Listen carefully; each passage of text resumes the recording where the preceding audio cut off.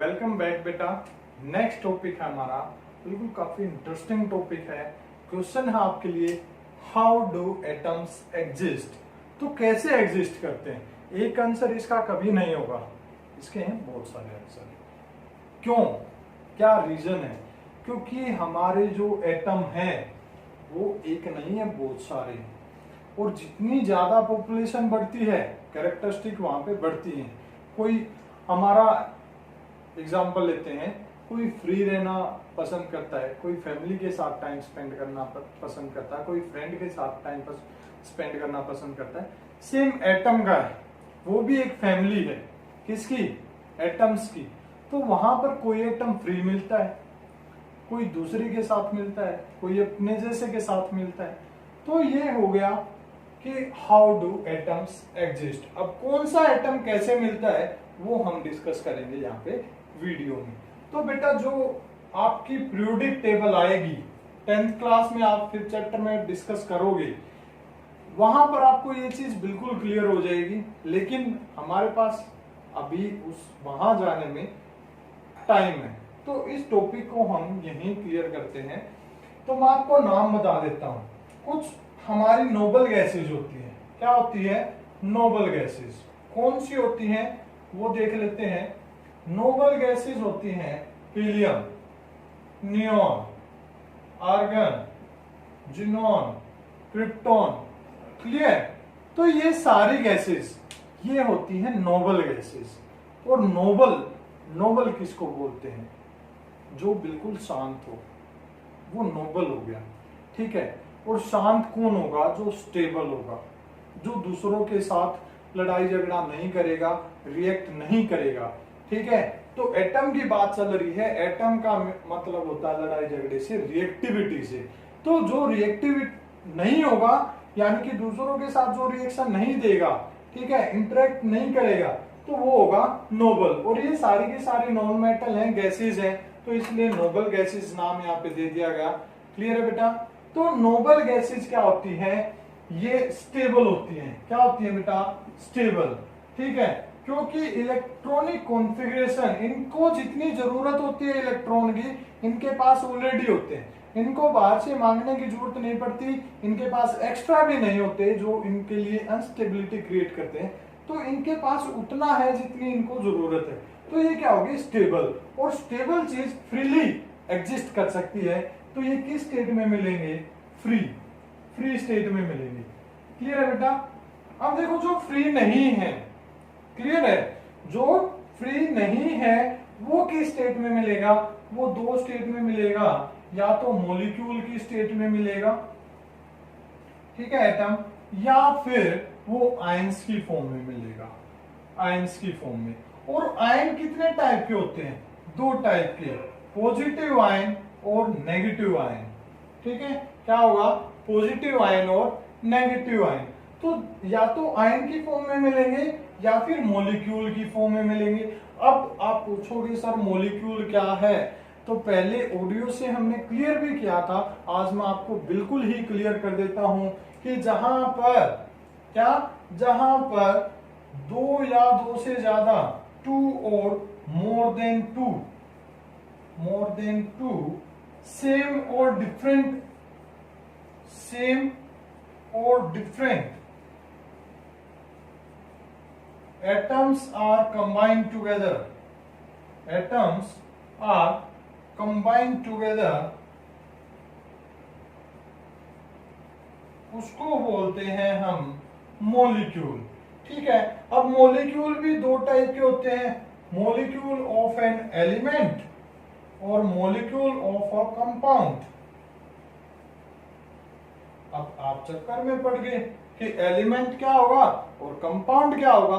तो बेटा ये भी क्लियर कर लेते हैं। तो मॉलिक्यूल में क्या हो गया? दो या दो से ज्यादा सेम और डिफरेंट, कि वो सेम एटम भी हो सकते हैं और डिफरेंट भी हो सकते हैं। अगर वो सेम हो गए, सेम एटम्स हो गए एक दूसरे से कंबाइन, तो वो क्या बना देंगे? एलिमेंट।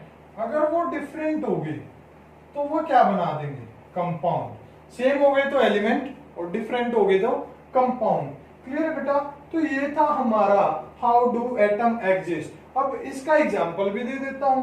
अब आयन की बात की थी हमने पहले। देखो आयन में जो मेटल होंगी वो पॉजिटिव आयन में स्टेबल मिलेंगी, और जो नेगेटिव में मिलेंगी वो क्या होंगी, हमारी नॉन मेटल्स। क्या होंगी बेटा? नॉन मेटल्स हैं, वो नेगेटिव में होती है। जैसे फ्लोरीन का एग्जांपल लेता हूं मैं। फ्लोरीन वो स्टेबल कितने में होती है? 1 नेगेटिव। ऑक्सीजन O2 नेगेटिव में स्टेबल। नाइट्रोजन 3 नेगेटिव में। क्लियर है? क्योंकि इनको जरूरत होती है। फ्लोरीन एक लेके कैसी कॉन्फ़िगरेशन एक्वायर कर लेगी, वो नोबल बन जाएगी, नोबल के जैसी। नोबल नहीं बनती, नोबल के जैसी बन जाएगी। ऑक्सीजन को अगर 2 इलेक्ट्रॉन मिल जाए कहीं से, वो भी नोबल के जैसी बन जाती है। नाइट्रोजन 3 मिल जाए, नोबल के जैसी बन जाएगी।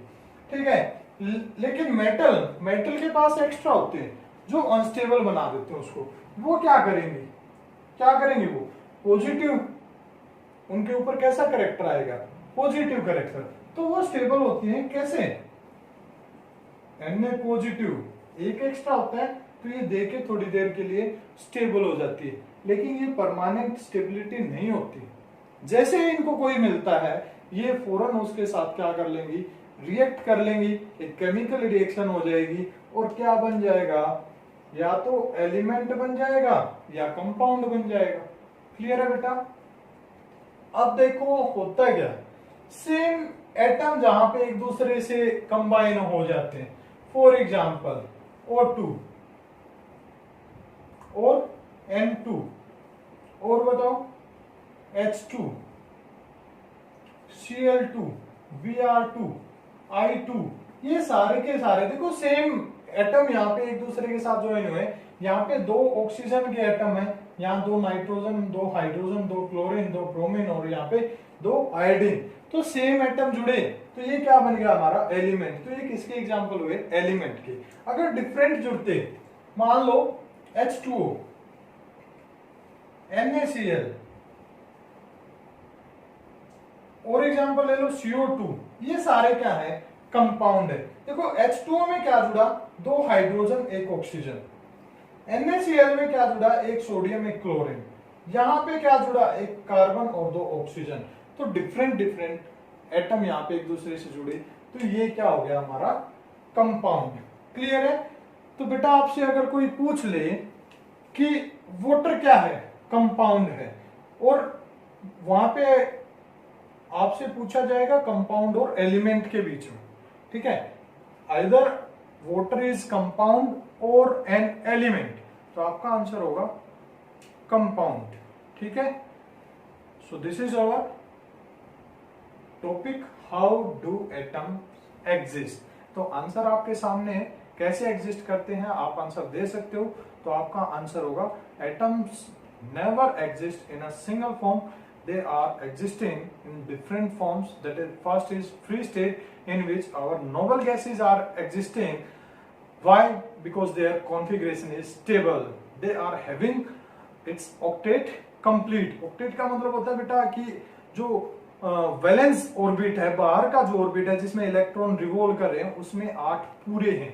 ऑक्टेट रूल होता है, वो आपको हिंट दे देता हूं, यहां पर अभी आपका काम नहीं आएगा।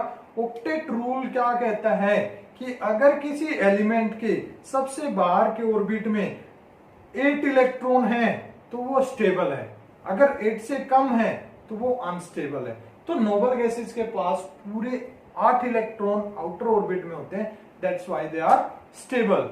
ऐसा नहीं है कि ये रिएक्ट ही नहीं करती, कुछ एक्स्ट्रा ऑर्डिनरी कंडीशन अगर बना दी जाए तो इन स्टेबल गैसेज को भी अनस्टेबल करके हम रिएक्ट करवा सकते हैं। वो बाद की बात है, हमने अभी सिर्फ इतना ही डिस्कस करना है। उसके बाद 2 स्टेट में और मिलते हैं, मॉलिक्यूल्स के स्टेट में और आयंस के स्टेट में। आयंस में कौन से होंगे? Positive, negative. पॉजिटिव मैंने बता दिया कि मेटल्स जितनी होती हैं वो पॉजिटिव आयंस की फॉर्म में आपको मिलेंगी, और नेगेटिव में क्या मिलेगा? नॉन मेटल्स, जैसे फ्लोरीन है, ऑक्सीजन है, नाइट्रोजन है। क्लियर है बेटा? उसके बाद मॉलिक्यूल्स के फॉर्म में जहां पे 2 या 2 से ज्यादा एटम सेम हो, डिफरेंट हो, कोई फर्क नहीं पड़ता, वो एक दूसरे से कंबाइन होंगे तो वो क्या होगा? मॉलिक्यूल। अब सेम होंगे तो एलिमेंट बोलेंगे और डिफरेंट होंगे तो कंपाउंड बोलेंगे। ये था हमारा टॉपिक, आंसर आपको मिल गया। Thank you, have a nice day. Welcome back बेटा। नेक्स्ट टॉपिक है एटॉमिसिटी। ये हमारा एलिमेंट से रिलेटेड एक टॉपिक है जिसके अंदर हम डिस्कस करेंगे द डेफिनेशन ऑफ एटॉमिसिटी। फिर एक एग्जांपल हम लेंगे और वहां पे बताएंगे कि उन एलिमेंट्स की एटॉमिसिटी क्या है। तो सबसे पहले हमें डेफिनेशन पता होनी चाहिए। Without definition we are not able to find out the atomicity of an element. तो एटॉमिसिटी क्या है कि number of atoms present in one molecule of an element. ठीक है, तो क्या है कि total number of atoms present in one molecule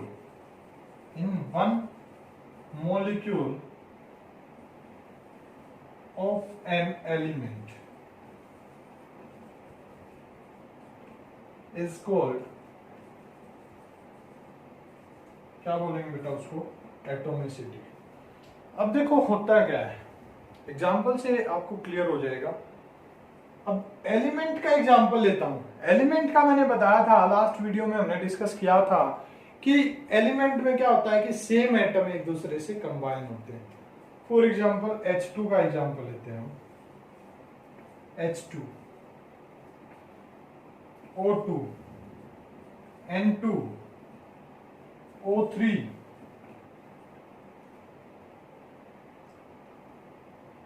F2, Cl2, Br2, I2, P4, S8। तो ये कुछ एग्जाम्पल है हमारे पास। देखो किसके एग्जाम्पल है मैं बता देता हूं। H2 किसका है, हाइड्रोजन, क्योंकि हाइड्रोजन है वो एलिमेंट की फॉर्म में मिलेगी। Oxygen O2, oxygen gas. N2 nitrogen gas.